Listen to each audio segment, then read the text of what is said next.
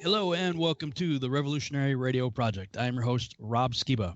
And wow, we have been seeing some very interesting things happening lately in the last month or so, I believe, specifically related to censorship and things coming down on Flat Earth specifically, certainly on other topics as well. But when I look at YouTube and the various things that they are saying they're going to crack down on and delete user accounts and things of that nature, I'm going, well, the writing's on the wall for me. It looks like for sure.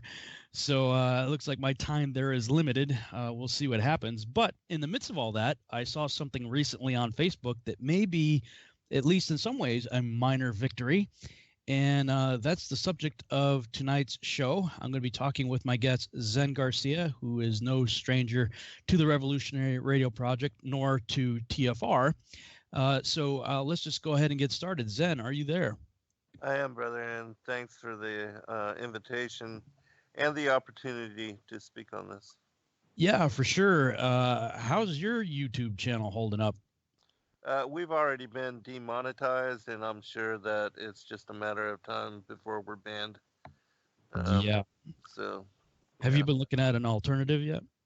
I have, in two different places. One of our listeners told me of Bright Eon, which, that was created by Mike Adams of Natural News, and so I did submit, and I've been accepted as a content producer there, and so I'm starting to convert my videos from WMV into MP4 so I can upload to that particular site.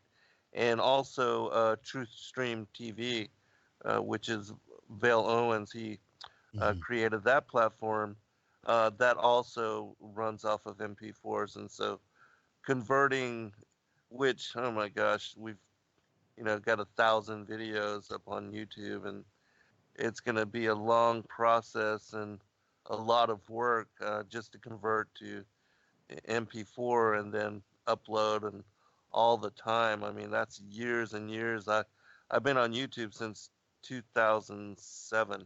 Oh, wow. I believe so. A lot of work, a lot of effort, and it's unfortunate, and as far as their censorship, but when they were bought out by Google and some of these larger corporate, that's what they do.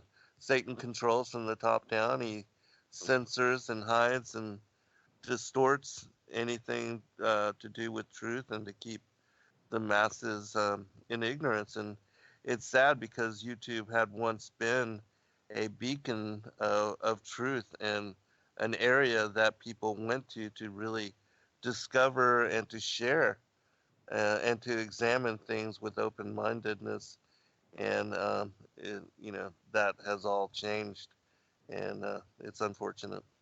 Yeah, for sure. I think I told you about Format Factory, that software. Did you ever? Yes, actually, I did download that, and that's what I'm using to convert into MP4, and so I appreciate that, and I am becoming aware of how to use it, and have started the process of converting some of our shows. Yeah, I mean, it's still going to be, just tedious either way you look at it. Of course, you could always also just go in the back end of your YouTube and just download all your videos because YouTube converted them to MP4 anyway. So. Oh, really? Yeah. So I'm not sure which one would be quicker. I would imagine just kind of a batch process on Format Factory is probably your quickest bet. If you still have the original files, just let it crank away. Yeah. And you were telling me about how you could reduce the kind of resolution, and that makes it quicker. And so that's what I've been doing, and it's not terrible. It doesn't take a really long time, but I will check, as far as YouTube and downloading, and to see how long that takes per video, and that might be a way to go. But as far as the Format Factory, just letting it run, while you're doing other things or while you're busy, working on something else, that it's not terrible. It's just a matter of getting it set to do its thing. Yeah. Yeah, I'm looking into TrueStream and Brighteon also. TrueStream seems like a really good deal. I don't know if he's got quite the infrastructure. I was looking into creating just my own platform, and may eventually do that as funds allow, but it's actually quite expensive. So, it's not just a matter of creating a website where people can, have user accounts.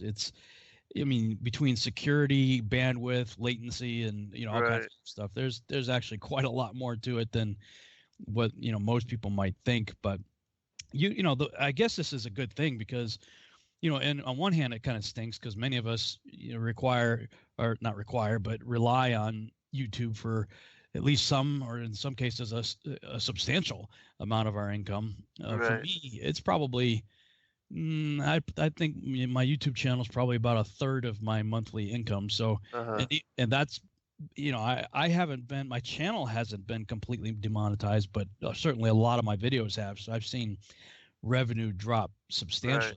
Right.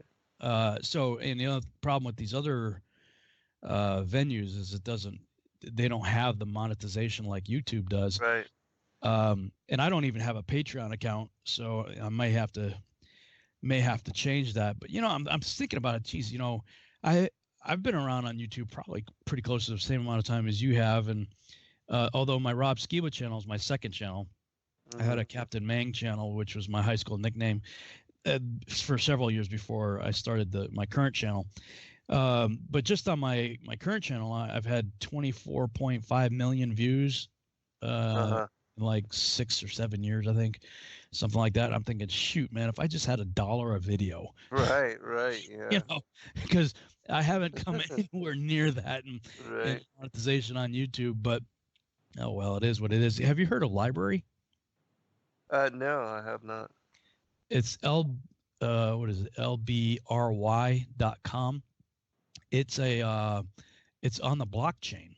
It's a YouTube type of deal, but it's completely there's decentralized. It's on the blockchain, so it's like Bitcoin or something. You have to download some software. So write this down, lbry.com. But what you can do is apparently you can synchronize your YouTube channel to this website. Really? And it pulls like automatically, as I understand it. I'm still trying to figure it out myself, but it looks like it pulls all of your videos from YouTube into here. Oh my goodness. So you link it to your you link it to your what's your Google, your Gmail account. Your Google Plus account that your YouTube channel is attached to. Yeah. And it pulls it, but it's on the blockchain and it has its own cryptocurrency. Wow. So, it's kind of like Steemit, I guess, or DTube, where, as I understand it, you get a certain amount and you get credits for the number of subscribers you have. So, like, I just started the process a few hours ago. I was like, I'm going to look into this. Sheila had found a bunch of stuff on it and was watching videos on it and telling me about it. I'm like, okay, I'll look into it.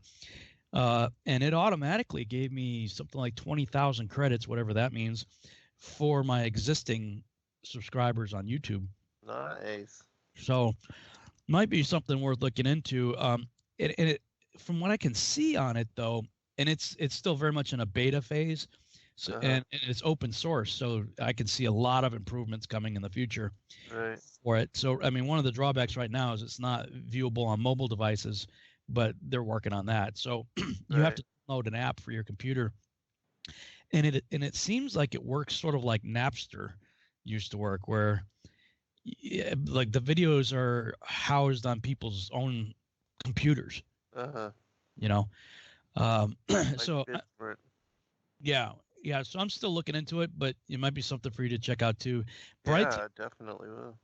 Brighteon, I thought was going to be a really good alternative, but I'm seeing that he's also censoring stuff because what's happening to him is, the problem is you could create your own website and maybe even have your own server, but you're also going to be reliant on other companies to host various aspects of your site. And if those companies perceive you to be something outside of what they believe, they could say, well, we're not going to give you the bandwidth, because we don't believe you. What you're doing is right or whatever. Don't want to support it. They don't want to support it. So I don't know, man. I mean, things are cranking down in that regard. But as I said in the introduction, there may be a minor victory in all of this. I saw something on Facebook that you had posted about a court case. First of all, tell us the background on what led to the court case, and then let's go ahead and get into it. Sure. The court case was based on the Flat Earth Challenge that we had run from August 2016, which was a month after the publication of Flat Earth as Key to Decrypt the Book of Enoch, to the November 2017, the date of the conference, the first annual Flat Earth Convention there in Raleigh, North Carolina. And I created it as a way to promote the upcoming convention and also to drum up interest in this particular topic, to get people to examine the issue with what I thought would be open-minded consideration, but that was not the case. And then also to challenge people to look at the issue without bias, because certainly the indoctrination and all our preconceived notions, it forces us to just really consider this as lunacy, just ludicrous, and so that overcoming that was difficult for all of us initially, and so I thought offering a monetary reward that might help people to overcome that, and then trying to confirm, because the contest was that you had to create 2 scientific experiments, repeatable and verifiable, which either proved measurable curvature according to the formula for the Earth being 25,000 statute miles in circumference, which I know it's 24,901, or that's what they say, Right. and or that the Earth was moving in excess of 50 miles an hour, not even, the insane 1,037 miles per hour faster than the speed of sound and a bullet shot from a gun. But, and so that was the stipulations, that was the rules for winning the money. And so I ran this contest and had a number of people um, try and attempt to win it, and some, I had them look at just uh, doing a simple laser test or examining how one could see landmarks, statues, cityscapes, islands, monuments, lighthouses, things of that nature in excess of what we should be able to see according to this formula for determining curvature.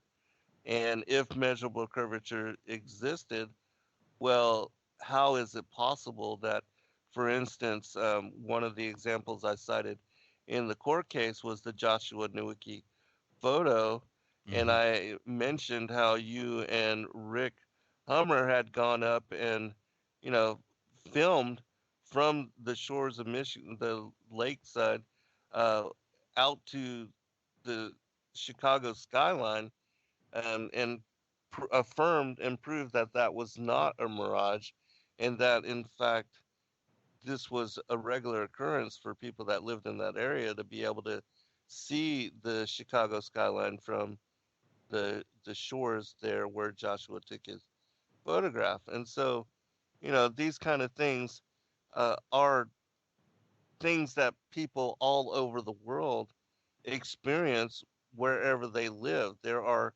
certain monuments, certain cityscapes, like people in that live on Oahu speak about how they're able to see the island of Kauai at 90 miles distant, which, according to the curvature, should be impossible.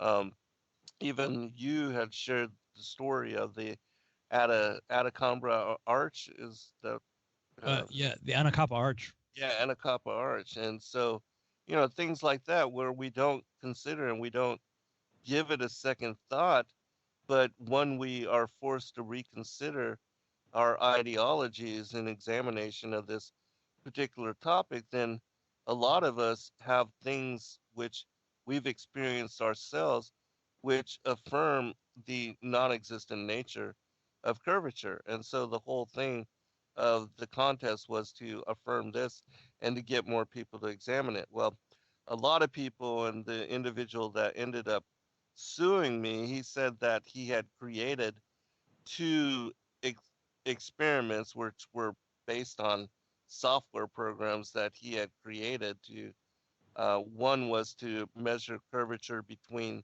towers on a bridge, and the other supposedly would measure curvature according to somebody watching sunset from ground level and or from the top of a building.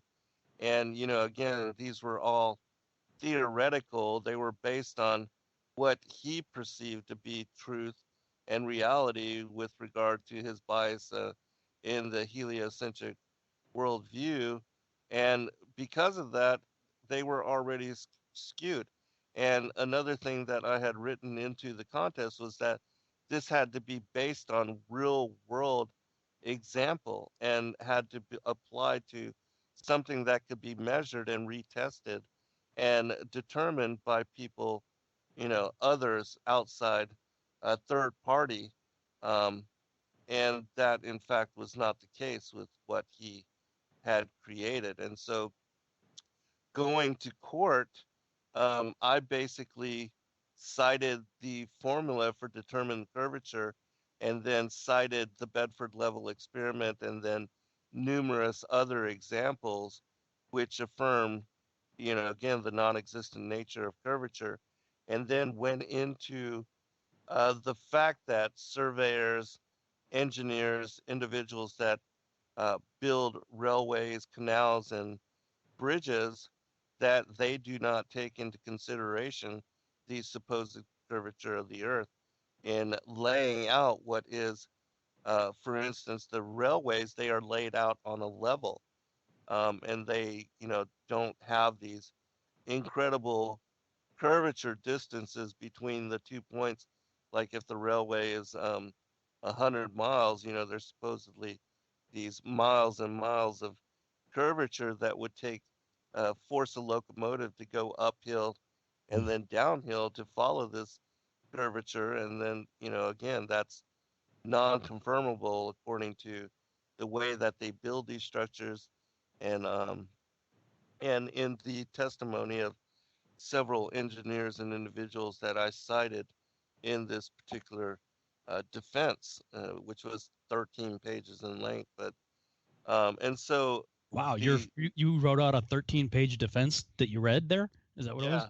yeah, yeah, yeah, and I cited all these examples, and so the guy that sued me brought in like a book full of stuff that I didn't even read it, and it was the emails that he and I had shared in correspondence over several months, and then the emails about the actual contest, and then I don't know, it was some other thing where he was trying to explain the software and the things that he had created, and but again, it was not applicable to real world scenarios, and so the judge sided with me and affirmed what I had written in my defense, and ruled in my favor. And so, and when you look at, a lot of people have, and we have also um,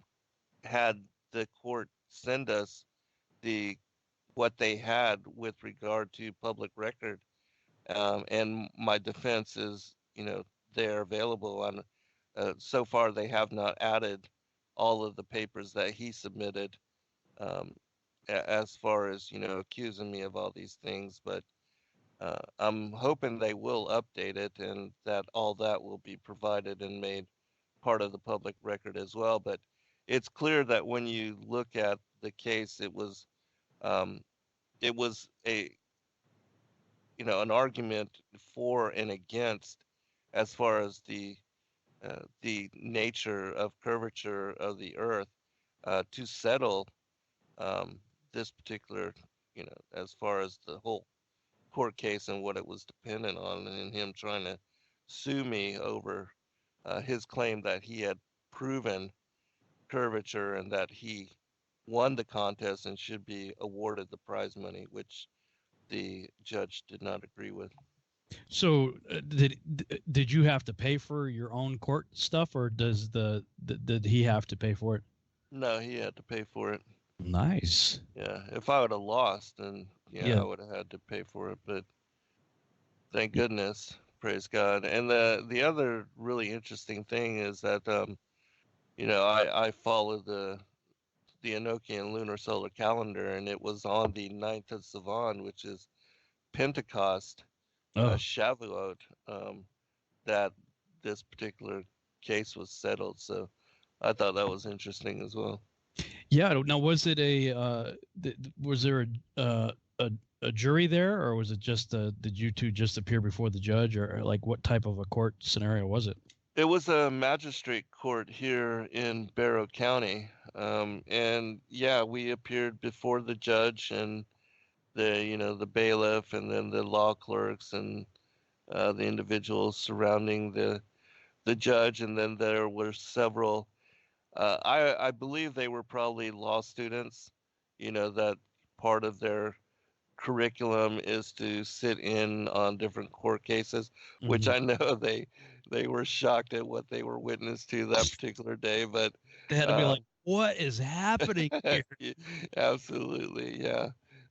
From the looks on their faces, that it was completely a surprise to them.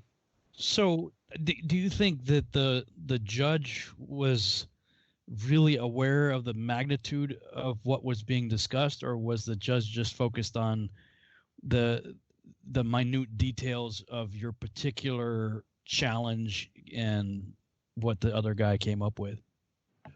No, I don't believe that she was really aware of the magnitude with regard to the whole, as far as the cosmology and its connections to it. She was focused on determining whether he had really won and provided real world evidence to support his claim, and that he was deserving of the $15,000 that he was suing me for. And so I'm not sure if she ever even really heard about a debate between flat and global Earth and the dynamics of the cosmology. And I think she would really be surprised as the interest, and I know that there has been interest garnered, and a lot of people requesting the court cases in the public record. And so I think that would be interesting to them. But, she was just doing her job. And the question was for her whether he had proven his case or not. And certainly he didn't, in my opinion. And I think also that with all of the real world examples that I brought forth, that it was enough to bring into question the whole relevance as far as, is there any truth to the Earth holding curvature? Because if there is, how could all the things that I related even be possible? Yeah. Well, yeah. I mean, that's what I'm thinking. I'm trying to imagine how the court case went down. Okay, this seems like a simple situation where this guy believes he won a contest, and you're the contest promoter, and you're saying no, he didn't win. So let's just go look at the evidence to settle this. But as you're talking about the evidence, you're talking about whether or not there is curvature to the Earth. Right. Right. And so did the phrase flat Earth come up? Oh my gosh, absolutely. So many times. And he tried to, label me as a conspiracy theorist, of course. and to really attack the messenger and muddy up the message and portray me as a crackpot completely. And he also cited in the case of how important this was, that that this would set a precedence, and that um, it was important that the judge and stand for truth, and that in his mind, of course, that It was the his. heliocentric Copernican Uh-huh. worldview was truth. And it's just it's absolutely, when you look at, I mean, my defense was pretty solid, I thought, and Mhm. it absolutely affirms the things that I was saying. And so anybody that was listening to it would be forced to really consider what I was talking about. And we're back on the Revolutionary Radio Project. I'm your host, Rob Skiba, and this evening I'm talking with my guest, Zen Garcia, about a very interesting court case. And Zen, right before the break, you were saying how the plaintiff was trying to emphasize how important this decision is going to be. Like, probably trying to persuade the judge that, Absolutely. listen, ma'am, you really got to, you got to award this in my favor, or there could be repercussions. Right. Yeah, absolutely. And he even brought in, I mean, like the vaccines, and Oh, relating it with the conspiracy theories, and all these different things to just because always they attack us and try to hmm denigrate our reputations in order to get people to not even listen to us, not even consider what we say. And that's always their first line of defense. And certainly he went that route. And then he spoke about, as I mentioned, the importance of this particular case and setting a precedence for what would be this kind of argument, or if there were, I don't know if there are any other cases where the topic of the cosmology came to the forefront in argument. Certainly, I've never heard of anything like it at all, and so I was really glad that at least she was willing to hear and to listen with open mindedness. And in my mind, she really did her job in the manner that you would hope that other judges would also follow an example to hearing yeah, I the mean truth. that, but it is interesting because in that system, certain rulings, I mean, they do set a precedence because Right. later cases will go back and see how similar cases were handled and how the judges ruled accordingly. It seems like there was a court case though in England between Samuel Robotham and I forget what the guy's name was, Wallace or something like that, over the Bedford level experiments, because another guy had gone. Are you familiar with that? Another guy had gone and tried to reproduce and showed how Robotham's findings were not legitimate. No, somebody did tell me about that. Actually, my friend from Brazil who translated my books into Portuguese, he told me about this case, but I'm not familiar with it. And I was specifically talking about in the modern age, but yeah, Yeah. I'd be interested in, hearing more about it if you're knowledgeable on it. Yeah, I'd have to go. It was back in my early research. Actually, there's a book. It's titled Flat Earth by Christy Garwood. If you haven't read it, you should check it out. Let me see what the whole title is here. That's the main title. The full title is Flat Earth: The History of an Infamous Idea by Christine Garwood. And I think she does actually a really good job. I mean, she's not in favor of flat Earth, but she does a really good job, in my opinion, of tracking the major personalities in the movement, especially throughout the 1800s and early 1900s. Mm. And so she gives a lot of history on their backgrounds and, you know, all that kind of stuff. I think it's an objective piece. I actually cite her a little bit in the introduction to my Zetetic investigation book, Flat Earth, a Zetetic investigation, or Test and Globe, a Zetetic investigation. But it is interesting. I mean, so you've got a win here, and, you know, as you're talking about measurable curvature or the lack thereof, and were you bringing up flat Earth as a phrase, or I'd imagine your opponent was the one that kept using the phrase probably more than you did? Yeah, I was I was trying not to use those two words But in connection together, because again, I didn't want to be made out as a conspiracy theorist, or sure. with those two particular words, there's so much negative connotation associated to them, that I was trying to keep distance. But of course, in my argument and in examining what I was talking about, I mean, it was undeniable that I was a flat earther, and she even made mention at the end, with her ruling, that she, and I don't remember exactly the exact words, but she had made mention of somehow that no matter what you believe as far as if the Earth is a globe or flat, certainly there is some evidence, to consider here, and so I thought that Wow. was interesting as well. So she was actually really listening to your, you know, what you were saying and considering, well, okay, well, there's something here that we should be thinking about.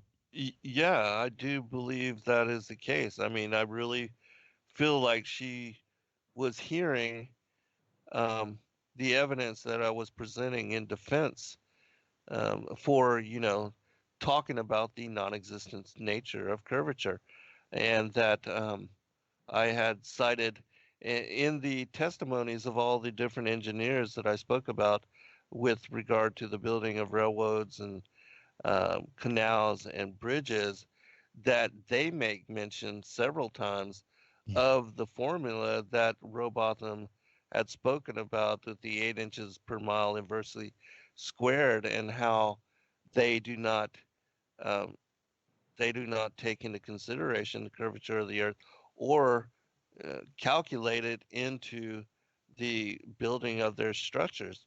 And so repeating that over and over and over, because like I said, my defense was 13 pages long. She heard numerous confirming witnesses as to support for that particular formula. And I did make mention of, as well as how the formula had been figured out, with the Pythagorean theorem, Yeah. talked about the mathematics, and went through the table of how much curvature should exist over the first 10 miles. And so I made her very familiar with, and then I spoke about, the Bedford level experiment, and also how all of us now, anybody ever anywhere, could get a laser pointer and a mirror and confirm for themselves, that there's no curvature, even if you just do it over 1 or 2 miles or 3 miles, that there should be enough measurable curvature there to nullify. And if there was, you could simply do those kind of tests as confirmation to win the money. Do a laser pointer test, and then also, in similarity to the Bedford level experiment, if there's true curvature, well, then you should be able to show it just by doing those kind of tests. But in fact, doing those kind of tests actually affirms the opposite, that there is no curvature. And um, and so I think that the judge was hearing what I was saying, and was forced to consider that in her ruling. That's incredible. Yeah, there was in my Test and Globe Aesthetic Investigation Volume 1, I give commentary on Samuel Robotham's book, Aesthetic Astronomy, and the William Carpenter 100 Proofs. And on page 369, I have an actual photograph from a surveyor's book. that when we were at the Flat Earth International Conference in Alberta, Canada, I met a guy who was a surveyor, and he paid for VIP tickets, so he was sitting at my table when we were having dinner, and he showed me his handbook, the actual manual. It was called the First Order Measurement Solutions Inc. Level Book 20-0370, and he turns to a certain page, and it was the page for calculating curvature. And this is what it says: curvature and refraction is the title, and it's got some mathematical formulas. And then it says rules for applying curvature and refraction when trig leveling. Here's the rule: subtract curvature and refraction on the back sight, add curvature and refraction on the fore sight. It actually says that right in the book. Oh my gosh. Oh, so you got this whole big formula, and then you subtract it and add it, and you basically cancel it out. Right. Yeah, you nullify it. Oh my gosh, that is so funny. Completely nullify it. Like, wow. Oh my goodness, that is so funny. So did you have any, so how did walk us through the actual court case? So you get there, what happens when you first get there, and how does it play out? Yeah, sure. When you first get there, then they have you swear to tell the truth and nothing but the truth. So help you God. And then they allowed him, because he was the plaintiff, to present his case against me. And that took quite a bit because, like I said, he brought in, like, I don't know, 40 pages of documents and documentation. I don't even know what he was documenting, but yeah, all this information, and then all the emails of our correspondence, and the emails and from the website, the rules of the contest, which he tried to make me out initially as being a deceiver, because he said that he had met the rules of the contest and then that I later changed them. And so when they handed me his information, I looked for that, and it was in this one particular packet. And what it was is that I had basically sent him a general email about the contest, and then later sent him another email informing him as to the rules from the website. And so the judge, when I pointed that out, she realized that I was not deceptive in any manner, but that he was actually claiming that I was deceptive in order to make me look like a liar, when in truth the opposite was held true. And so I think that also made him not look good in the eyes of the court. And so, anyways, then after he did his whole first, as far as presenting the arguments of his case, then I was able to present a defense, and I was able. We were. It was a quick defense, and then we were allowed to ask questions of one another uh, in, in support of our. It was just opening arguments, really opening, and then we went into the details. And then the second portion, that's where I read the whole 13 pages of my defense into the public record. And then after that, we did another question and answer where we were both allowed to ask each other about anything to do with the the evidence that we had presented. And then after that, it was closing statements, and then we had the judge um, in, bring forth her ruling. And so that's how it went down, and it took a good while. I wish that it had all been documented as far as video evidence. I think that would have been fantastic. But I'm hoping that even just the all of the information that was submitted will later be added to the court case, because right now it only, when you ask for all the information connected to it right now, because you can go to the Barrow County FOIA, or I saw it on somebody that had replied to the post that you had forwarded on the Facebook, and they said they had requested the records. And So we did the same thing, and the what came back was the details of the court, the case against me where I'm being sued, and then my response to that, uh, the lawsuit, in which I submitted initially most of what was the finalized version of that 13 pages of defense. It was shorter and more precise, but I did add to it before actually going to court, added several new things and information to that particular argument. But it's still, even with what I submitted, it's very clear that, as far as curvature, that in my argument is non existent. And certainly he did not create two real world, scientifically verifiable and repeatable experiments to confirm a measurable curvature. And because of that, he should not be awarded um, the $15,000 that he was suing me for. Well, yeah, I mean, I would have thought on that basis alone, the case should have just been thrown out. It's like your requirement was real world, not Right. computer simulation. So Exactly. Yeah. it's almost like, okay, Your Honor, here's the thing, but I'm glad it actually went further than that. I mean, I would think that that's as Right. far as it needed to go, and the judge is like, look, you did a computer thing, this doesn't fit the thing, so get out. Mm-hmm. But so how long was the entire case? How long did it last? Like time?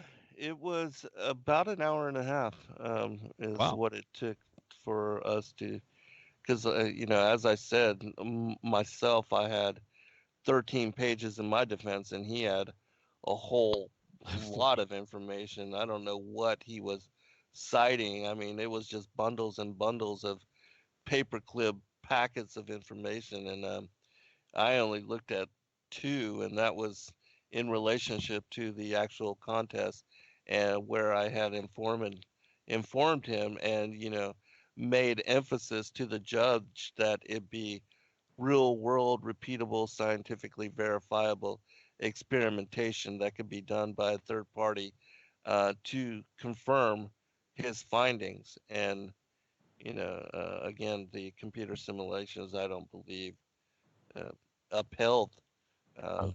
that. And so, So for an hour and a half, the judge and the law students are listening to this going back and forth. right, Were you like eyeing so they were they weren't really a jury, they were just observing, right? They didn't right. weigh in at all.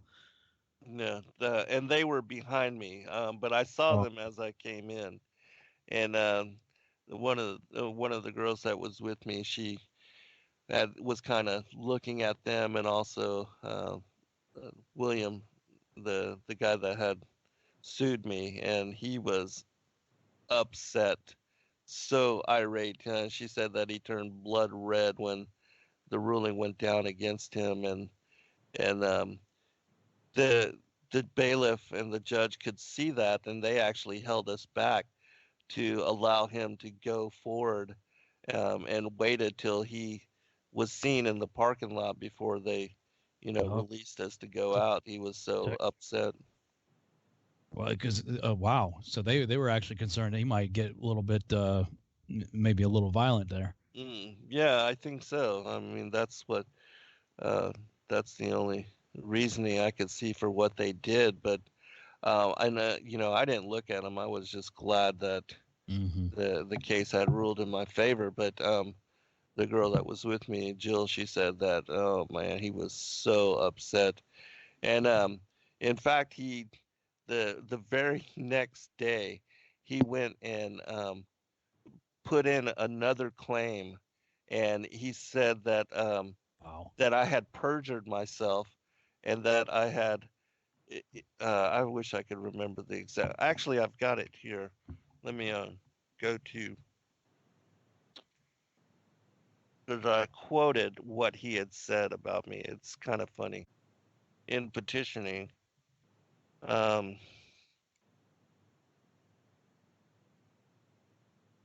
all right, yeah, right here it says, I request that you review the June 11th case which was argued before you at 9 a.m. Eastern the day before Thompson filed this new claim against me. It seems that William was not happy with your ruling and is now attempting to sue me again for perjury and, quote, incontrovertibly, introvertibly lying in court in jaw-dropping falsehoods.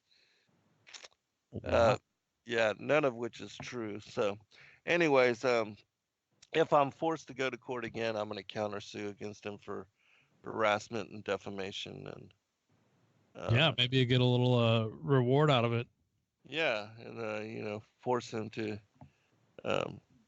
quit doing this. I mean, because it's absolutely ridiculous. But he's not happy, and so he's gonna try it again. And I had made mention about how in criminal law cases that double jeopardy, that criminals can't be tried for, which I'm not a criminal, but that they can't be tried over again for the crime of which they have been, Accused first time.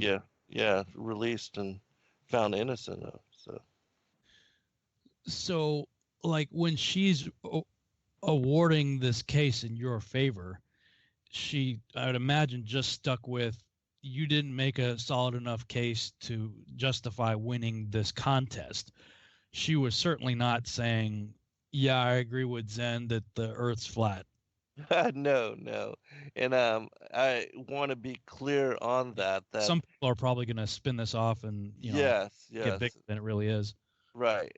And so, yeah, I do want to emphasize that this case was not about whether the Earth was flat or a globe, that it was about whether he presented evidence uh, based on real world, repeatable, and verifiable experimentations to warrant his being awarded this particular prize money, which, again, it was clear that he had not.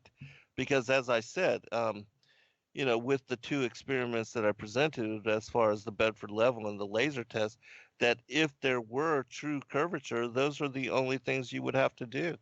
And then present your findings and then have somebody go out and confirm curvature in that rate according to the formula for 8 inches per mile inversely squared. And then, I mean, it would be that simple to win the money. But because, again, curvature is non-existent, I had no fear as to somebody being able to present evidence which would result in them actually winning the money, because curvature is non-existent. I proved that for myself.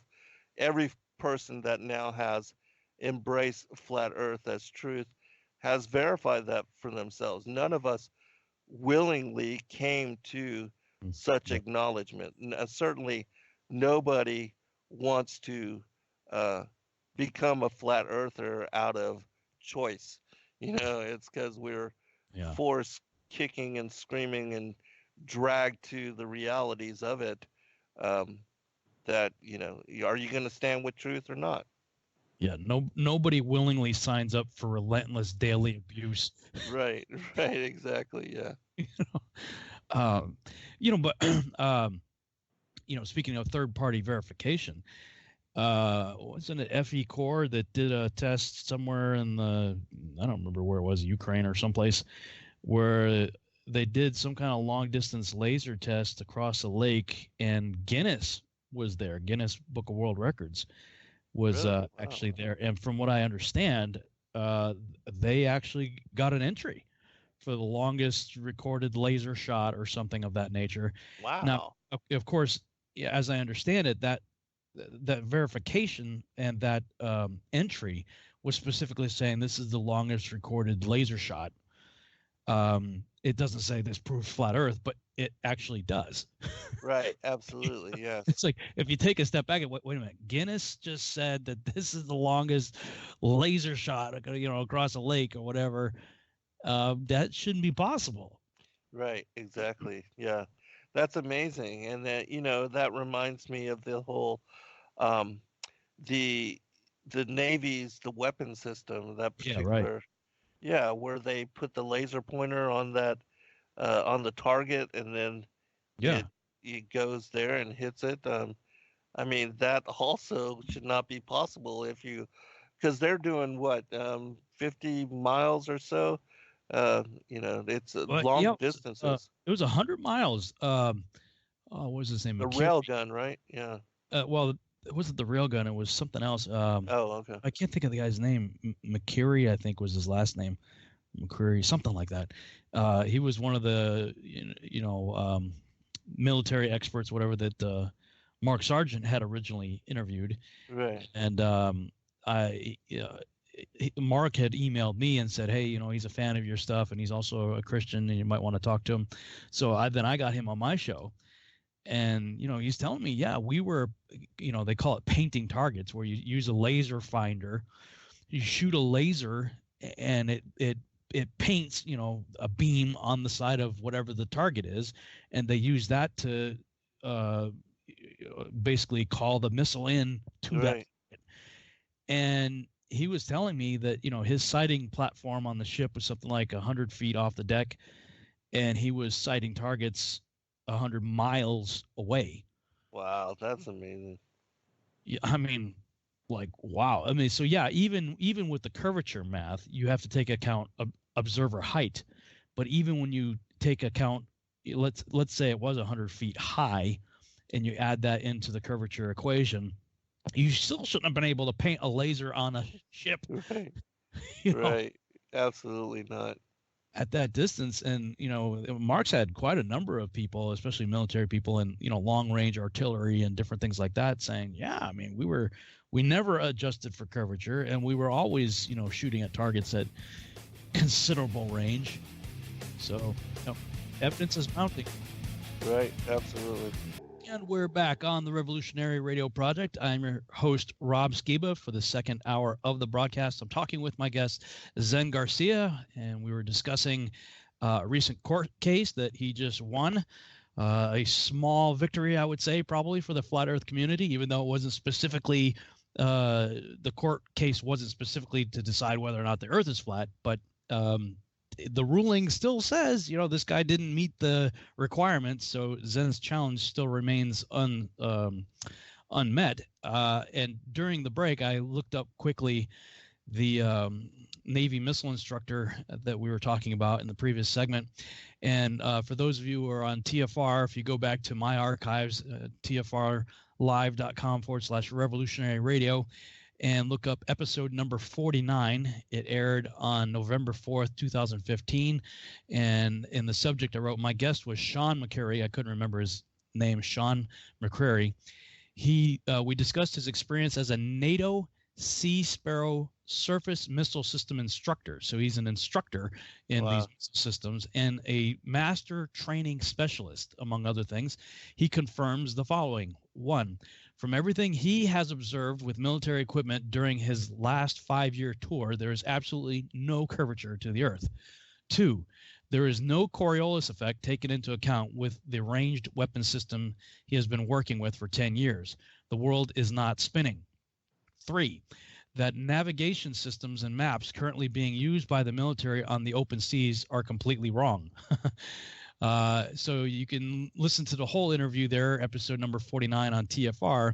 And if you want to check out sort of the punchline of the interview, the latter part of that interview is on my YouTube channel for as long as my YouTube channel is still up. And it's titled, if you go to my channel and look up Navy Missile Instructor Describes Things That Seem to Confirm Flat Earth, and it was posted on April 29th, 2016. So, yeah, lots of interesting things there. But meanwhile, maybe shifting gears a little bit, unless you have anything more to, do you have anything more to say about the court case? No, I think we covered it pretty good. Okay. Meanwhile, I mean, boy, it seems like, first of all, mainstream media is really cranking down. Of course, this major YouTube purge that's underway. Right.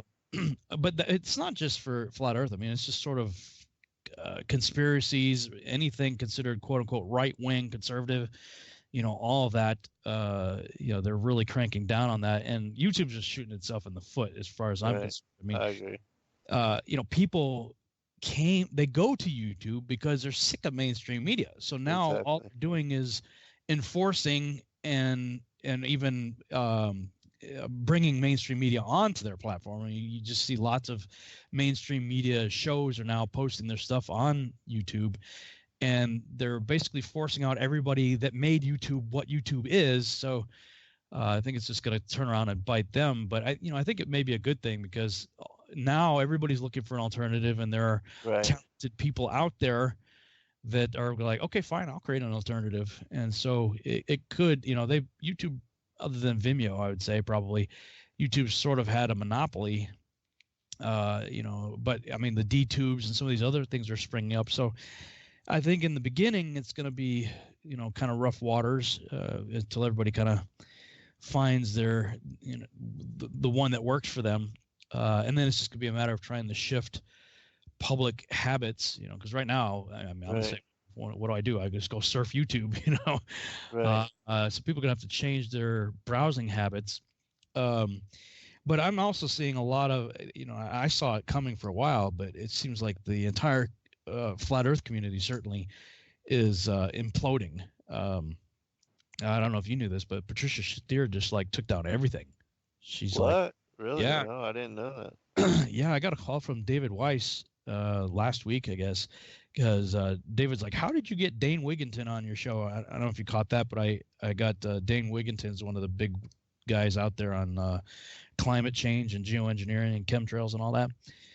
So I had him on my show several weeks ago, and I guess apparently David Weiss has been trying to get a hold of him forever, but David's also trying to convince him that the Earth's flat, and saying that geoengineering only works in an enclosed system, So, I guess Dane didn't want anything to do with it. Yeah. Like, how the heck did you get him on your show? I'm like, well, I didn't tell him I was a flat earther. Right. But yeah, in the course of that conversation, he said that, Patricia Steer took down her YouTube. She took down her, I guess, everything. I think her Facebook account, Twitter, everything. She walked away. She still believes in all that, but she's walked away from the whole community because people have been just so hateful and hurtful. That's sad. And I'm like, yeah, I get it. I understand. All of us have experienced that to some degree. But yeah, I know that her and Mark have been targeted by a lot of people for, just the whole hate and being shills or whatnot. And I know that both you and I have also received a lot of attacks and things leveled against us, and so everybody has had to endure that to some degree. Well, it's the whole. I think what really happened. I don't know this for sure, but I can speculate that it was the Behind the Curve documentary. Of course, I mean that gets landed on Netflix, right? So I mean, next to YouTube, what's the next place people are browsing for content, right? Netflix, Hulu, Amazon, and so Behind the Curve makes it on a major distribution platform. And I did an interview shortly. I was either right before it was released on Netflix. I think it was right before it hit Netflix, because I had Mark had sent me a link to like a private screening of it or something. But anyway, I had Mark, Patricia, Bob, Nodell, and Jaron all on my show to discuss what happened. Did you see the documentary Behind the Curve? Yeah, I did. It was unfortunate. Yeah. Well, I knew, look, I'm a content producer myself. I've been in corporate video and editing, for the better part of half my life. So I'm looking at things and I'm going, okay, this is some creative editing here, and I wanted to get the scoop, okay, what's the real story? Like, for instance, they would do a shot, if you remember, where Mark was at and Patricia went to that, I think it was in Houston. They went to one of the NASA museums. Right. And there was a thing that said something like "hit the green button" or whatever, and Mark's sitting in this booth, and they show him like tapping the screen like a touch screen, and Mark's like, "Well, this is broke. This isn't working," and so he gets out of the capsule or whatever it was, and then the camera slowly tilts down to the green button that is beside the seat on the right where he was sitting, and they cut away from that. So the implication there is, what a freaking moron. Right. This idiot's he's pushing the TV screen when the button is right next to his, where his hand was, the chair. And Mark says, yeah, well, what they didn't show was me hitting the green button before that, that didn't work. So then I'm hitting the screen, it's that, oh wow, yeah, cheap shot, right, stuff. And of course, Jaron's experiment at the end, and right, Bob Nodell's comments about the gyroscope and whatever. So if the listeners want to check that out, you can go back in my archives. I think it was back in January that I interviewed those guys to get the rest of the story. But of course, how many people are going to listen to that? Maybe a few thousand. Right. Meanwhile, certainly not as many as have watched that video. Yeah, millions are seeing it on Netflix, and then of course Newsweek picks up on it and says, yeah, flat earthers prove their own theory wrong, and puts out all these articles, and then in the midst of all that, you have, and we're going to cancel all the accounts that talk about this so nobody can ever have a rebuttal. Right. It's like, what? Other people, though, I think that all of this is going to backfire, because other people who may have been on the fence or may not have even been interested at all are looking, and they have an objective eye, and they're seeing what's happening here, and they're going, wait a minute, why, all of a sudden they're doing this, they're trying to marginalize this, and they're censoring everything. They give a pass to Logan Paul for his nonsense. Right. And they put out Netflix on this, and then they do everything they can to silence us, delete us, remove us from existence. And people are going, yeah, maybe there's something's up here. Right. Something more to it. Because certainly anytime they try to, to control the narrative, there's something behind, and there's a reason why. And for those that are at least proportionately awakened to the realities that we're contending with, as far as the powers and the principalities that are ruling over and through the mainstream propaganda brainwashing individuals into certain beliefs, and that the agenda is driven in that way, well then they're going to question why. But the majority is still just going to slumber. But we're again, it's each person, even one person coming to the truth, that's a win for the kingdom, in my opinion. Yeah, right on. What's frustrating to me, though, is look, I've spent time with Mark, Patricia, Bob, Jaron, a lot of these people. I spent a significant amount of time with them, not just at the conferences, but even afterwards, right. in social settings and stuff like that, enough to finally get to know these people. And, most people look at that because Mark is, for all intents and purposes, he's the star of the show in that documentary. It opens with him on the beach, and, they're following him really through the whole thing. So he's like their central character, and then they introduce us to other characters along the way. But the people within the community believe, see, this proves they're a shill. They sabotage the whole thing. Well, no. This is what I get frustrated about. People get so upset because Mark's on like every channel, on every interview. I'm like, well, the dude puts his phone number and email address at the end of his freaking videos. Right. So news people are lazy. The easier you make it for them to contact you, the more likely it is that they will. Absolutely. If you're upset that Mark is sort of the spokesperson for this movement, if you want to call it that, well, that's why he was willing. He was willing. He's open. He put his information out there, and he actually answers his phones and returns emails. Right. I don't put my contact information out there like that. I mean, I get me neither.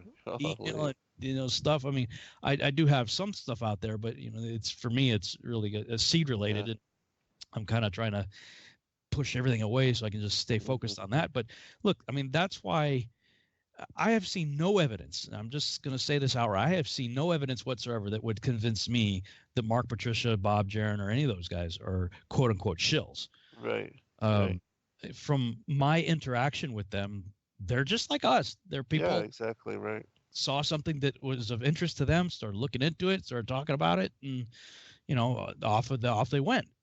So that's why I think things just really probably, unfortunately, really heated up for Patricia. And, she was getting a bad rap anyway. People were calling her all kinds of names and saying stuff. But after Behind the Curve came out, I think it just intensified. And she said, you know what? I don't need this.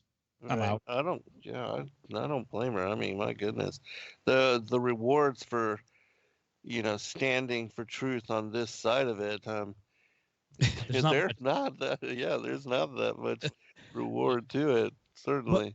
But you know what? I was texting her today, just saying, I'm sorry. I heard what happened, and I'm sorry that you had to go through this. Especially, she's done a lot for the community. I mean, absolutely, all she was an interviewer. Right. I mean, she wasn't out doing experiments and stuff that none that I'm aware of. She was just bringing guys like me and you and others on our show that she created just to talk about this stuff. Right. Yeah. But she said, you know what, flat Earth brought me to God, and so I'm grateful for that. That's awesome. Boom! Look, that's now there may be some maturity and growing in that respect that needs to happen, and I encouraged her on that. Said, focus on that relationship. Right. Let all the other stuff, just let it go as best you can. But I mean, unquestionably, I mean, that's one of the things that keeps me in the game. Is I did a conference earlier this year. It was the Isaiah 46:10 Declaring the End from the Beginning conference, and I was dreading it. Like I'm tired of talking about this stuff, man. It's just it's just come on. And there was probably a couple 100, 200-300 people there. And do you know who Steve Mutria is? Stephen Mutria. Yeah, I don't believe so. He was one of the guys from 119 Ministries. Oh, really? Anyway, he went and started another Torah family ministry. Anyway, I was hitting the bathroom before my turn up to the stage, and he was in there, and he's like, "How you doing, man?" I'm like, "Dude, I don't even want to be here. I don't even want to talk." He's like, he's always been a real encourager to me. Yeah. And he's like, "Look, and he prayed with me and just said, hey, listen, man, you got to do what you got to do, And so I got up there, and I just felt like, you know what? I'm gonna go for broke here. I'm gonna ask the audience, how many of you would say that you have come to a closer relationship with God, a deeper understanding of the scriptures, or maybe come to a relationship with God for the first time as a result of this topic? Would you please stand? And I'm going to say easily 95% of the audience awesome stood up. It almost brought me to tears. I'm like, you know what? I had myself awesome with me. I said, if you don't mind, I just want to document this. So I did a pan across the room with my iPhone just to remind me of why I'm doing this. Right. Absolutely. And, we don't see those results and how many people are affected by the work that we do. Because you and I, we were kind of some of the first that covered it from the biblical side, as far as examining God's word and looking at and applying what we were learning, even with the decrypting the whole book of Enoch and all of that. But we were some of the first to actually go public with our investigation and to follow it through and to actually become convinced, because again, I mean, no measurable curvature, that in and of itself forces you to reconsider all of that we had believed about the earth being spherical and spinning around the sun at 1,037 miles an hour. That degree, that velocity, that speed, that in and itself is ludicrous as well, when the Bible says it's flat and stationary and fixed, which it is. And in my opinion, the actual science verifies that, the Michael Morley and Gill and all of that, those kind of experimentations, Sagnac and Airy, that you really, when you really open yourself to new possibility, you've got to stand with truth. And the fact of the matter is that this is the truth that is revealed within the scriptures as well.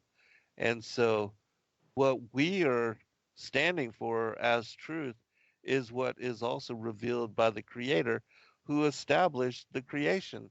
And for people to, deny that and to condemn us and call us heretics and all of that, I mean, have they truly looked at the evidence? And for individuals that do, like the individuals that stood up in that room, it becomes a deeply profound matter for forcing them to reconsider as far as their own nature and the nature of the creation that we live within. Because, the whole thing with, if we're living in a flat, enclosed system, well, certainly somebody established it in that manner. And the profundity of the prophetic word is that, like the book of Enoch, it reveals it as such. And that these things, even though this knowledge has been lost for the last 500 years, they have been encoded into the scriptures for thousands of years. Yeah. Well, the truth of Scripture was the thing that pushed me, and probably I would say the same thing with you. Of course, going out and doing various experiments and reading about experiments and seeing experiments people are doing that, call curvature into question and show that the Earth is stationary. All that was bonus material. Yes. As many people who have followed my journey know, that first year of my investigation in this was torturous. I mean, it was. Yes.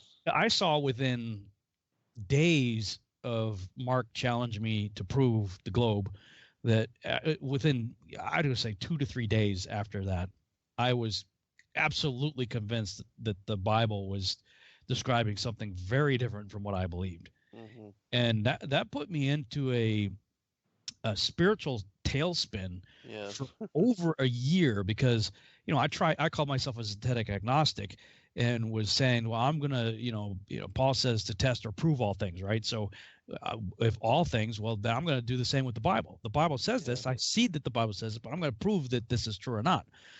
But the reality behind that was, I have these two very heavy, weighty things that I say that I believe. I say that I'm a Bible-believing Christian and that the scriptures are the Holy Spirit-inspired Word of God that is my source for truth. I say that, and yet over here I also believe that we are on a spinning ball in an ever-expanding universe, and the two of them aren't matching up. They're not. And I couldn't, like, I was desperately, I'm like, please, somebody give me an apologetic that will save me here. And unfortunately, the more I looked into it, and these ministries I now, like answers not found in Genesis is what I call it now, because they never have any answers from Genesis for what they're saying, at least in this regard. They'll be saying, well, the four corners of the earth are cardinal points. I'm like, okay, where's the east point? Where's the west point besides the military academy? Their arguments were so bad that I was like, well, they're not giving me any solutions here. And my prayer was like, God, what do I do with this? And he's like, look, I said what I said. He wasn't apologizing for it. He wasn't explaining it. He wasn't helping me out much. Like, dude, I wrote it, Right, exactly. They can believe it. And in that way, I think he was, for me, that crucible, if you will, was a test. Am I going to take it, or am I going to leave it? Because here's the bottom line. Either it's true or it's not. Right. There's no gray. Right. It's either true or it's not. And if it's not true, then I've wasted my whole life. And like Paul said, look, if the resurrection is not true, then I'm a fool. Yeah, absolutely. If the Bible's not true, then I'm a 50-year-old fool. Yes. That has wasted my life on nonsense. Right. But if it's true, then I want to take a stand on it and believe it with all my heart, no matter what my eyes see. And that's what maybe we could talk about in the next. We got 3 minutes before we go to break, but the next segment is, why is this so important? And I went to the Contact in the Desert conference out in California. Interestingly enough, it was in Indian Wells, California, which was where I stayed, the hotel that I stayed in when I went out there with Mark and Patricia and several others to the Salton Sea experiment that National Geographic was out there. And National Geographic's coverage was the same as the Behind the Curve. Yeah. And the skeptic, I forget the name of the organization, but it was a skeptic organization that was there performing the test to try to debunk us. I mean, they're out there like in one of the hottest places in America, if not the world, to do this test over water. And we're all sitting there going, okay, we've all been through this before. If you really want an accurate test, you do it in the wintertime, you do it, Right. Like every condition you can imagine over salt water was totally wrong for an objective test, but it was perfect to get the results that they were looking for. Exactly. Yeah. And of course Nat Geo, was there to spin it. Oh, anyway, the hotel that I stayed in for that whole escapade was right down the street from where this conference was for the Contact in the Desert. And this conference was the who's who in the Ancient Aliens community. So, I mean, it's Von Daniken, Giorgio, Richard Dolan, basically anybody in the alien UFO community that is somebody of note was there.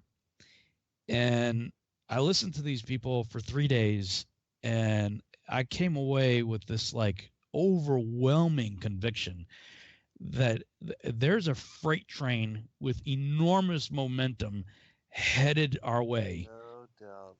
And the vast majority of the Christian church, especially, is going to get completely rolled over. And suddenly I realized how and why there's going to be a great falling away. Yes. That Paul referred to. And, I've speculated on this when I was doing my Nephilim research, and when I was in the Tom Horn, Steve Quayle, L.A. Marzulli crowd. We were all you same thing, I suppose. We're saying the same thing, that this whole alien thing, this is fallen angel, Nephilim, demonic activity, right, and all that. But the problem is, with the exception of you, all those other guys are still in the Copernican model endorsing universe, right, and not realizing they are actually, while they're denying it, they are fully endorsing right, and everything that was talked about at that conference. I'm going, boy, if you don't have a firm grasp on what the scriptures say and a solid relationship with Christ, boy, you're going to be in for a world after. And we're back on the Revolutionary Radio Project. I'm your host, Rob Skiba. For the final half-hour segment of the broadcast, I'm talking with my guest, Zen Garcia.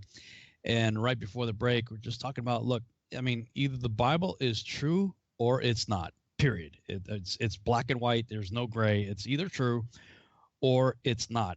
And that was really impressed upon me as I sat through lots of lectures, 2-hour lectures at the Contact in the Desert conference in California. There's another one. It's actually it starts tomorrow, as a matter of fact, in Los Angeles, and the title says it all: Alien Con. mm-hmm. It's the Alien Con conference, Alien Conference, and people can look that up. I think it's aliencon.com or something like that. Let me look that up. And I mean, again, the who's who is going to be there, and William Shatner is one of the speakers, guest speakers, I guess, is going to be there. But I mean, there's a lot of, it's not the website anyway. But this is advertised on the History Channel. Okay. Mm-hmm. So, I mean, you have the History Channel. They've run Ancient Aliens for 11 or 12 years now, seasons on there on the History Channel. So,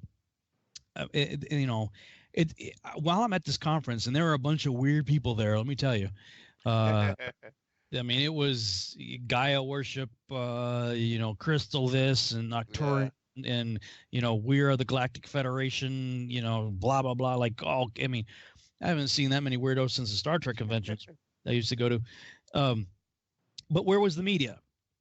At the conferences that Robbie Davidson's put on, all you see is our big cameras and lights everywhere, and ABC and everybody's there to try to make the flat earthers look stupid. Find the weird looking people and get the sound bites that make people sound and look stupid. Right, moronic. I didn't see that. If they were there, I didn't see it. There are about 5,000 people that attended, so it was a big deal. So you would have thought but they're in full agreement with it. Mainstream media and all that, and so I'm listening to these speakers, and I ended up. They had a good system where you could actually get the DVD of the presentation like a half hour after it was done. Wow. Yeah, because they were shooting everything with the SD cameras, with SD cards, and so HD cameras with SD cards. So they just pulled the SD card out, hand it off to the duplicator room, and they'd have like machines that would do like 10 at a time. You just stick the SD card in as your source and then spit out the DVDs.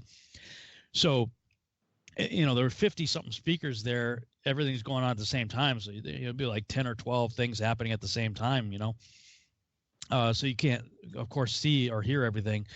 But you could go to the DVD booth and get everything. So I got like 50 DVDs after for $5 a piece. So that was a good deal. But just the conferences that I was able to attend, first thought was, wow, these people are thoroughly deceived. Second thought was, you could go into one room and listen to one of the speakers, and he's telling you all the horrors of alien abduction, and as somebody who claims to have been an abductee, and like a Travis Walton Fire in the Sky type of scenario, right. Where they probe you and they against your will and this, that, and the other thing, and they don't really eat like normal creatures. They absorb nutrients through their skin, so they take baths in the blood of their victims, and these horror shows, dose-based experiments of hybridization and all that. That's in one room. And you go in another room, and no, there are ascended masters, there are saviors, and it's all about love and unity and higher consciousness. Right. Oh my gosh!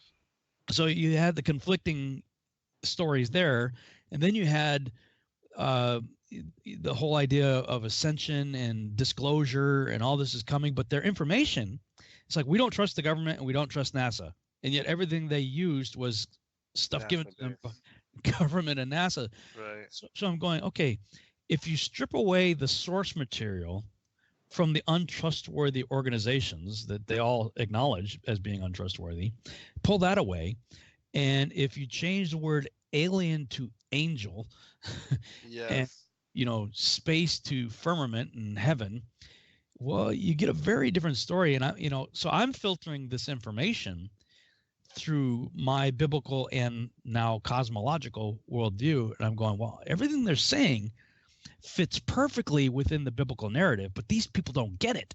Right, absolutely. And so that's when it occurred to me, is like, well, okay, if the Bible is true, then the biblical narrative completely obliterates all of that. Right.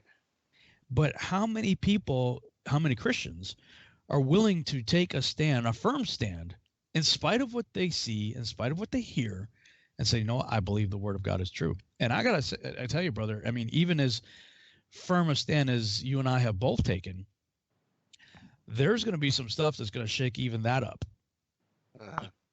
And like my prayer right now is like, Father, please ground me. Yeah. Well, we've been talking about this for a very long time, and the whole final chapters of each one of my books on coming to this knowledge, as far as the biblical cosmology, is warning about the coming strong delusion, and the whole thing that we've seen being pushed as far as the ancient aliens are our creators. Yes, which right. The whole foundation and the whole premise for the Darwinian, Copernican, heliocentric deception is, in my opinion, the setup for that end stage, end game, the coming reign of the Antichrist. And so, both you and I, the importance of the work that we're doing in connection to this is to warn people and to plant the seeds for that. Because at some point, they're going to be confronted and forced to face what we have been talking about all these years. And hopefully those that have read and studied our work, they'll realize, oh my gosh, this is exactly what they've been talking about. You know, this is this is exactly it. Now it's here. You know, and so hopefully they will then recognize and not bend the knee to the false antichrist Messiah, because much of the world will. It speaks about that in the scriptures. The Bible warns us of this great falling away and this strong delusion where even the most elect could be deceived, should it be possible. And so, yeah, I That's the fully. part that really freaks me out is, okay, the world is going to buy a hook, line, and sinker right away. I mean, boom. I mean, we had disclosure, soft disclosure, they call it, right before the conference. Like with days before the conference, mainstream news is like, yep, you know, finally the Navy pilots and the government and the Pentagon are recognizing UFOs are real and they're here, and, you know, all that. So we're seeing stuff roll out. But one of the things that really stuck out throughout the conference was the sense of urgency. Now, you and I and many believers out there probably have some sense of urgency because we believe the end is near. Yeah. From a biblical prophetic standpoint. But they were saying, both the speakers as well as the entities that they were representing, you know, because they would say, you know, they've had contact with various, and there's something like, I think they said some 147 different species of aliens or something that are out there or whatever. But the dominant ones, the Nordics and the reptilians and whatnot, especially the Nordics, are communicating to these various abductees and experiencers a sense of urgency. And Whitley Strieber, who wrote the book Communion, who became a bestseller, and he's one of the big guys out there in the UFO alien contact world, said that he was contacted by these beings in February of this year and instructed to write a how-to manual for people to achieve the level of higher consciousness that is necessary for their emergence. And he better have the book done by March, or he's not going to like what's going to happen to him. Oh my gosh. So he's like, yeah, I wrote like a madman. I got the book finished. I published it. My publisher looked at it and said, this looks like the kind of writing of somebody under duress. Are you okay? He's like, I guess had a lot of typos and whatever, but he was like, I just had to get it done. And now it's in the editing process. But they were all saying that the aliens are saying it's critically important that the masses reach the level of spiritual awakening and higher consciousness that is necessary for their emergence, like now. And I'm thinking of scripture where it says the devil comes down and in fierce wrath, he knows his time is short. Time is short, absolutely. Have you come to torment us before the time? Yeah. Yeah. The time may be coming, and you know that's why, you know, why of all things flat freaking Earth comes up in the 21st century, right? 2015. Yeah. And somebody else said to me, you know, all this media crackdown is like God just gave us a window where here's the truth, take it or leave it. Right. And that window closes, and then boom, whatever is going to happen is going to happen. Man, I mean, because I mean, they're talking about, you know, of course, Jesus is one of us, you know, kind of thing. Right. And I watched the documentary on Amazon Prime. It was the Billy Myers story. I don't know if you're familiar with the Billy Myers encounter in the 60s and 70s, but the one that took all the photos, right? Yeah, well, he took photos, and he had regular visitations from Nordic types, and one of them was some Jazzy. Was that? Yeah. But the entity, I remember that. Yeah, going by the name, was a, you know, attractive blonde hair, blue eye Nordic female type.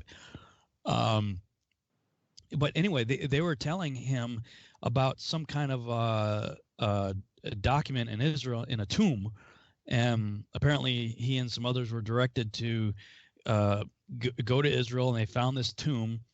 And they dug it up, and whatever, they found this jars that had some ancient Aramaic writings in it that testified that, yep, Jesus is one of these guys. He didn't really die. He was, you know, near death, but they revived him with their arts and whatnot, and then this false religion was created based on him. Oh my gosh. So, I mean, okay, if this, I don't know how much of this can be authenticated and vetted, but okay, if it can be authenticated and vetted, that here's an ancient document pulled out of an ancient tomb, that says this, and then these beings show up with mile-wide spaceships like V over our cities, and this Jesus character is there among them, or a holographic movie of him from 2,000 years ago, whatever the case may be. Mm-hmm. Satan and his minions have planted enough stuff, probably all the way back to the events of Christ, realizing, as soon as Satan realized what was happening, he had to have started getting busy trying to figure out, okay, how can I spin this, later, and setting things up. I'm just telling you, man, people have no clue what's coming, and you're going to have a rock solid faith, or it's going to be shaken. Yeah. Well, I actually talk about in my work, it goes even further back than that, because before I came to the faith and began to read and study all the extra biblical manuscripts and to read actually the Bible for the first time in open-minded consideration, where I was focused on what I was reading, I had studied all of the Sumerian mythology and all the works of Zechariah Sitchin for a very long time. And in that cosmology, in that belief system, it speaks about the worldview as being heliocentric, and that the Sumerian Anunnaki gods, that they lived on this 12th planet Nibiru that comes into our solar system every 3,600 years and crosses the ecliptic where the meteor asteroid belt is. And it speaks about in their Enuma Elish, which is their creation story, of how this planet initially got caught by the net force, the gravity of these outer planets, Neptune and Uranus, Yeah. and that it was driven into conflict with the planet that used to be called Maldek or Rahab, which was there where the asteroid belt was. And the west wind, which is one of the satellites, the moons of Nibiru, smashed into it, split it asunder, and then half of that became what became the new key, or the new Earth, and it took an orbit where it became the third planet. And then after that, then the Earth was established and life evolved and all that, blah blah blah. But going back 6,000 years to the cuneiform text, this is the cosmology that they speak about, and they talk about the ancient aliens having set up way stations, colonies on the moon and Mars, as a way to transfer the gold to their planet so that they could pulverize it into powder form and suspend it into their atmosphere to refract the sun's rays every time they came close to the sun in orbit, because it would wreak havoc on their climate and just cause cataclysmic devastation. And so all this is written into the Sumerian record. And what we realize now is that there's no possible way. I mean, first off, the cosmology that they cite, where they speak about this solar system and the sun being at the center of the solar system and all the planets, including the Earth, being in orbit around it, that's been discovered to be absolutely false. And and I know that according to the cosmology described in the book of Enoch, it is the sun, the moon, the stars, and the planets which move in revolution above the face of the earth and around the North Star Polaris, which is exactly what we see in evidence when you look at the star trails over the course of an evening. And so even the midnight sun is confirmation as to the movements of the heavenly luminaries in this circular fashion around the North Pole. And so that cosmology that's been written into the whole Sumerian cuneiform, which everybody believes to be the oldest culture dating back 6,000 years, that our truth and even the Bible is based upon these pagan writings and these pagan teachings. And people are looking to the Sumerian mythos as confirmation to the whole uh, narrative that NASA and now the Ancient Aliens series is pushing, that the extraterrestrials are our creators and that they came from this 12th planet and that they're coming again to save us from ourselves. And so Satan set up this lie going back 6,000 years in order to set the foundation for what we even see now as the modern Darwinian, Copernican, heliocentric model for understanding world, because that would be what the ever expanding universe and all the stars in our night sky being suns with possible planets around them, and that being in the Goldilocks zone, they have possibly evolved life, and that, being millions of years ahead of us, that they could have technology and life forms and ideologies superior to ours. That whole lie, that whole belief system has been planted from the Sumerian mythos going 6,000 years back. And it is ripe for establishing the coming reign of the Antichrist, which the Bible describes.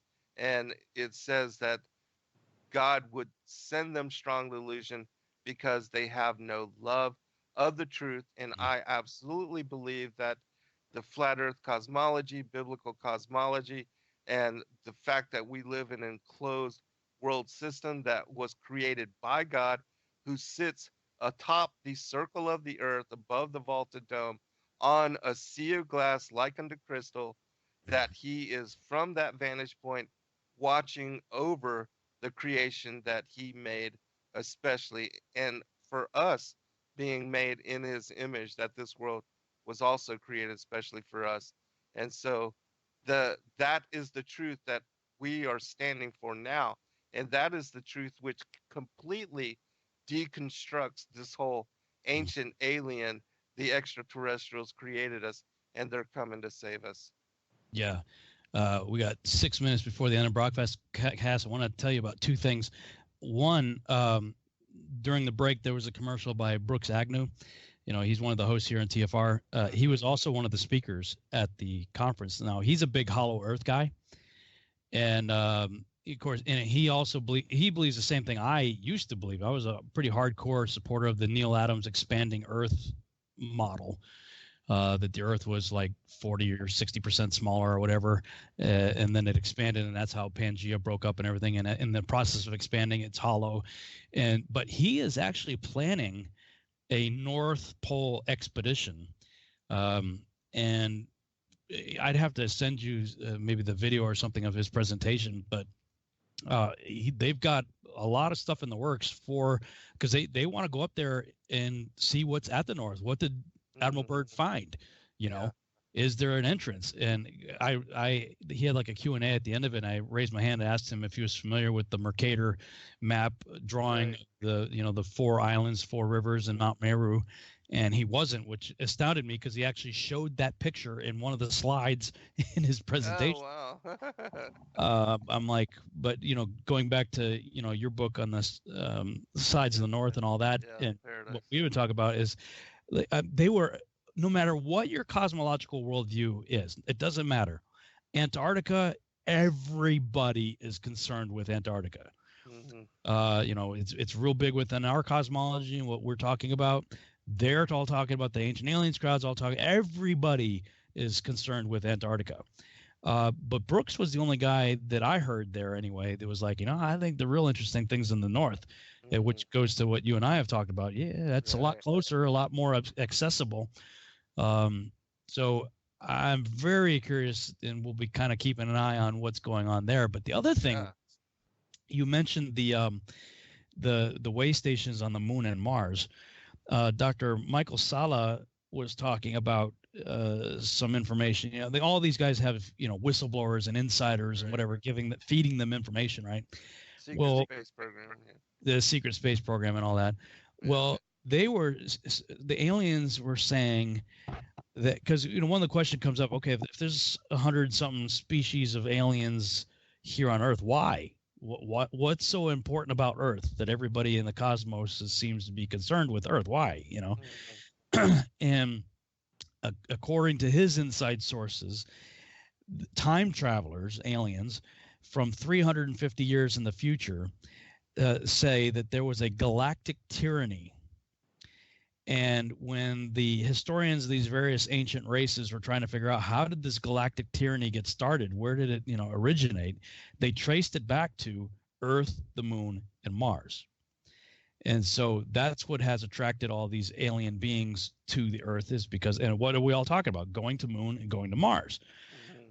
Well, I mean, all of this is playing into this interesting narrative, but okay, flip it now in the biblical worldview. We believe in the millennial reign of Christ. Well, if the aliens are really fallen angels, then the galactic tyranny that they're so worried about is the millennial reign of Christ, wherein he sets up shop and burns up the heavens.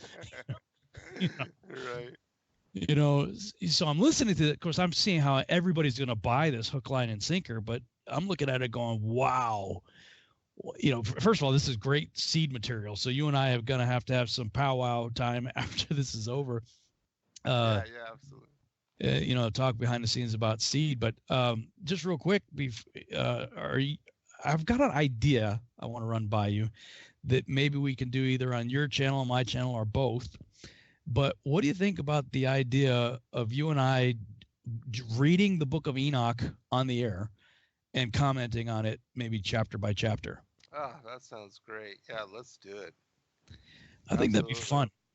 Yeah, I think so as well. And I think that it would give us both opportunity to speak about all of the insight and the connections with the things that we're warning about. Because certainly the book of Enoch tells us about all these things as well, and gives us the origins of, the enemy and evil, and who we are truly contesting against. Yeah, I agree. Yeah, because like the first, dozen chapters or more, it deals with our earlier research of the Nephilim, the giants, and all that stuff. But you get to chapter 72 to 83-ish, and it's all it's totally describing an enclosed world cosmology. And then as you get to the latter chapters, I mean, in his animal apocalypse vision, we're given the whole history of humanity from beginning to end. Yes, exactly. Right. And that thought occurred to me. I think it was yesterday. I'm like, I gotta talk to Zen and just see. I think that would be, if we could do this for probably months. Right. Absolutely. Yeah, I'd be totally down for doing that. Just let me know, and we could do it on either or. Back and forth. We'll switch back and forth. Say, okay. Yeah. Let's say we'll launch it on my show, and then however many chapters we get in, we'll say, okay, we'll continue it on Zen's show. See you next week. Absolutely. Sounds good. All right. Yeah, that sounds like fun. Well, we're down to about 30 seconds left in the broadcast. Thanks, Zen, so much for coming on. It's always a pleasure. I enjoy talking with you. And, man, congratulations on that court case win. That's a big one right there. Thank you, brother. It's all for the glory of the Most High, always. Yeah. And I look forward to doing the follow-up on the Enoch stuff. And, I appreciate you as well, man. You're a great blessing to the world, and I'm honored to know you. Thanks, brother. Thank you guys for listening. We'll see you back next week, 11 p.m. Good night, everyone.